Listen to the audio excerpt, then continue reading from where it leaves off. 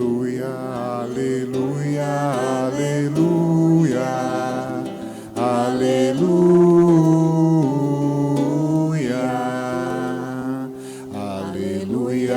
aleluia, aleluia, aleluia. Quem me ama realmente guardará minhas palavras, e meu Pai o amará, e a Ele nós viremos.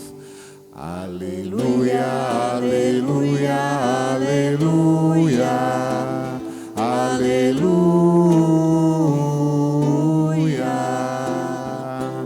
aleluia, aleluia, aleluia, aleluia. O Senhor esteja convosco. Ele está no meio de nós. Proclamação do Evangelho de Jesus Cristo segundo Mateus. Glória a vós, Senhor. Naquele tempo, disse Jesus aos seus discípulos: nem todo aquele que me diz Senhor, Senhor, entrará no reino dos céus, mas o que põe em prática a vontade de meu Pai que está nos céus. Naquele dia, muitos vão me dizer: Senhor, Senhor, não foi em teu nome que profetizamos? Não foi em teu nome que expulsamos demônios? E não foi em teu nome que fizemos muitos milagres? Então eu lhes direi publicamente: jamais vos conheci. Afastai-vos de mim, vós que praticais o mal. Portanto, quem ouve estas minhas palavras e as põe em prática é como um homem prudente que construiu sua casa sobre a rocha. Caiu a chuva, vieram as enchentes, os ventos deram contra a casa, mas a casa não caiu, porque estava construída sobre a rocha.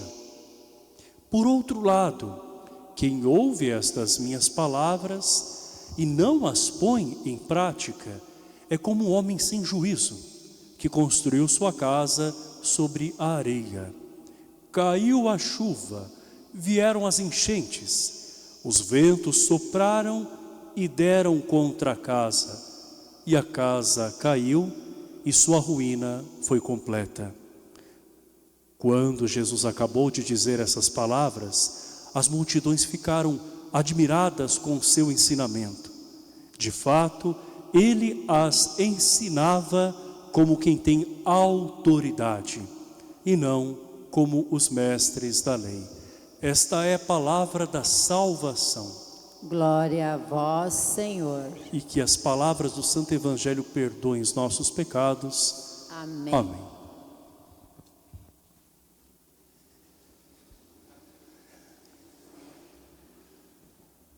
Irmãos e irmãs, Jesus é aquele que fala com autoridade, e o seu ensinamento nos convida à prática da sua palavra. A fé não pode ser um discurso, uma ideia, um conjunto de conhecimentos sobre verdades. A fé é vivência. Vivência, claro que de uma doutrina, de um ensinamento, mas sempre de forma muito prática. Jesus hoje nos chama a atenção para que a nossa espiritualidade não se reduza a um momento apenas com Deus que fica fechado em si mesmo, dentro das nossas próprias necessidades, mas uma fé que se nutre da presença de Deus e que se irradia. Um raio de luz, ele sempre vai alcançar muito mais longe, não é? E vai até mesmo passar por frestas pequenas e finas. A luz por ali passa, e a fé, com o seu testemunho, através das práticas, deve ser assim: alcançar as pessoas, ninguém pode guardar a fé para si mesmo apenas, não é? A forma de conservar a própria fé é justamente colocando-a em exercício constante. E o Senhor nos chama, portanto, a unir fé e vida para que essas duas realidades andem de mãos dadas. A fé que é capaz de enfrentar tempestades, ventos contrários, de tribulações, de provas as mais diversas na nossa vida e que nos faz mantermos-nos em pé como pessoas prudentes que esperam em Deus, que não ficam fundamentadas em si mesmas, mas têm a Deus como a sua rocha, o seu alicerce. Maria gerou o Filho de Deus, que é esta pedra principal sobre a qual é erigida a igreja da qual nós participamos. E neste quadro de Nossa Senhora do Perpétuo Socorro, é Jesus que é o ponto central da reflexão que esta figura nos traz. Ainda que a mãe de Jesus, a Senhora do Perpétuo Socorro, ou seja, aquela que sempre nos socorre em todos os instantes, constantemente, ainda que ela apareça em destaque pelo seu tamanho, é Jesus que tem aqui um espaço todo especial dentro da riqueza dos símbolos que aqui se apresentam.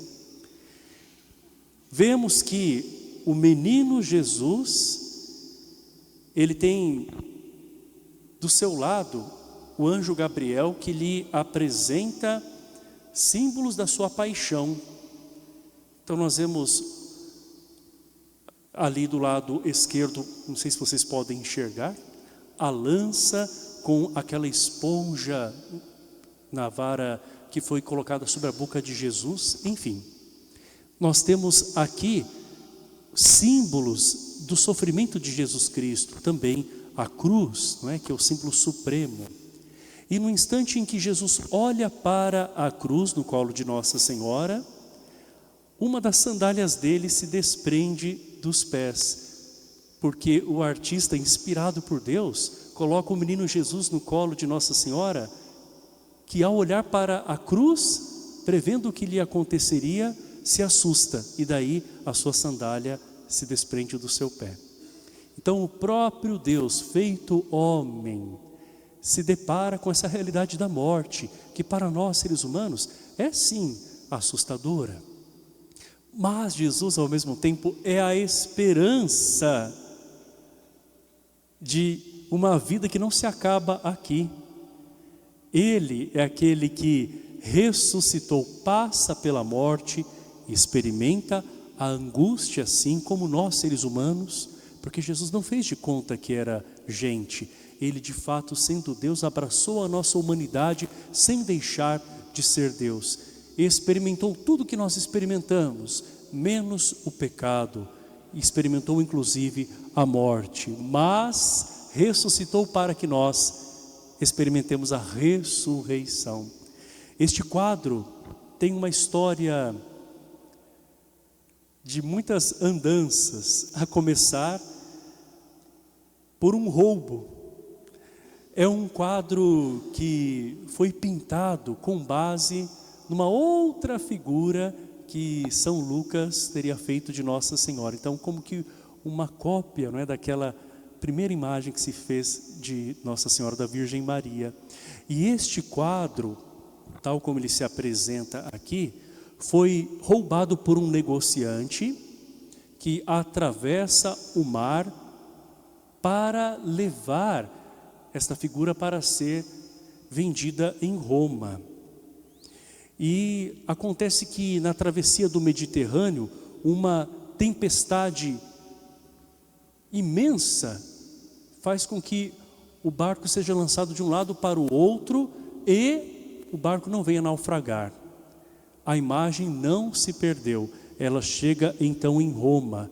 E este homem que outrora havia roubado a imagem, fica doente. E ele então se arrepende e pede a um amigo seu que devolva este ícone bizantino, que é o estilo desta figura, não é? Para a igreja. Mas a mulher deste amigo, de quem roubou a imagem, não quis devolvê-la.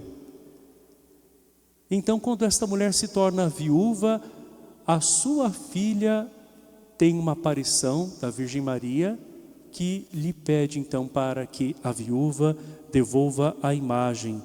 E assim ela é levada para uma igreja dedicada a São Mateus. Lá ela fica 3 séculos. Mas o que acontece depois?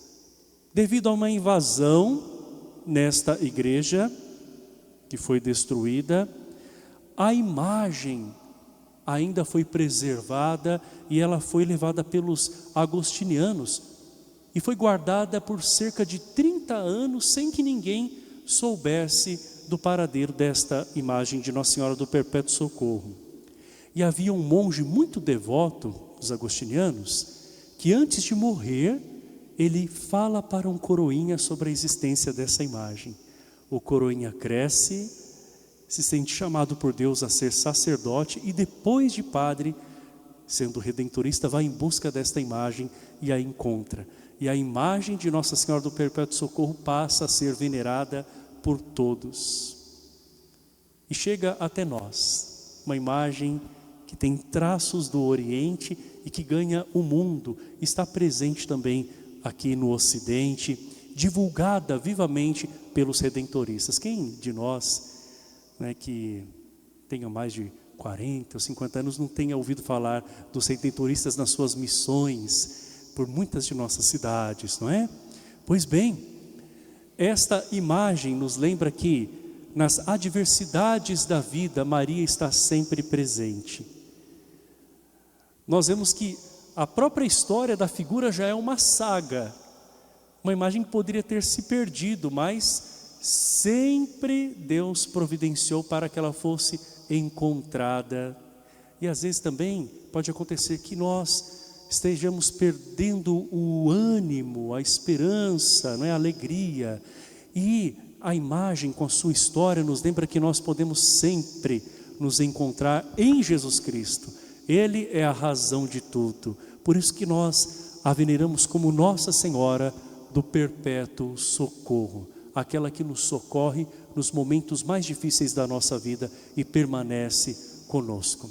E ainda que pareça oculta, como ela ficou 30 anos escondida sem o conhecimento de muitos, Maria na nossa vida tem uma presença sutil, discreta, mas marcante. Por isso que a igreja a venera. Jesus Cristo é o nosso Deus e sua mãe, a Virgem Maria, é aquela que no seu lugar, como mãe da humanidade, como intercessora nossa e modelo, sempre vai nos apresentar a Jesus. E em muitos momentos que precisamos do socorro de Deus, ela está junto com o nosso Senhor, pedindo por nós, como pediu aquele dia nas bodas de Caná, junto conosco, quando nós estamos diante das nossas cruzes, e presente principalmente em grandes alegrias que nos lembram a ressurreição, porque ela permaneceu com o Senhor e por isso nos socorre em todos os momentos para que permaneçamos com Ele. Louvado seja nosso Senhor Jesus Cristo. Para sempre Ele seja louvado.